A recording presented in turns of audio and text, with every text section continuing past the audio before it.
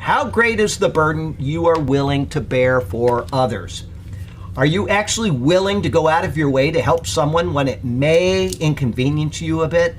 We get so caught up in time schedules, anticipated projects, lunch engagements, and the like that we often forget people's needs may be a bit more important to getting home and watching a football game. I will say this to embarrass him, is that I already said it once, but I will say it again, is that yesterday I had all kinds of problems. And somebody took his time out of his day when he's got really full days. It wasn't even really necessary that he did, and he spent a lot of time on it, but it's to help other people like you if you participate in what he fixed, okay? So you don't even know what he did, but he's there taking care of all kinds of people when he can't even take care of himself. That's why he's got a wife. Anyway, So keep your priorities straight and use Onesiphorus as an example of how you can be considered a faithful friend as well. Okay, that's what we need to do. And we're giving these examples for a reason.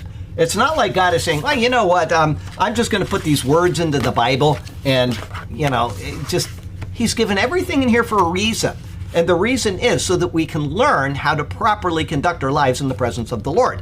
When that lady asked me, this morning, when that lady, I gave her the Bible, and she said, well, you know how I read the Bible? And I told her, even before she said it, like I said, I said, you go there when you have a problem. She said, yes. And I said, exactly what I told you earlier. You go to the Bible so you know where to go. You don't have to go to the Bible when you have a problem because you already know what the Bible says.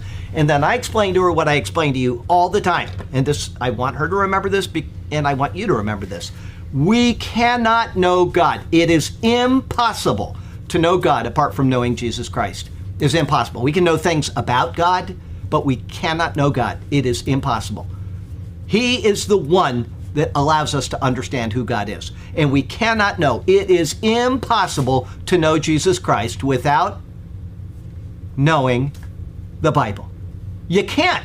There's no other source where you will ever get information about Jesus Christ. You're not going to get it from opening a refrigerator. You're not going to get it from going to the movies. You're not going to get it anywhere else. There's no other source on this planet. Now, I'm saying that, and then people preach on the Bible, but where are they getting their information from? From the Bible. You cannot know Jesus Christ without knowing the Word.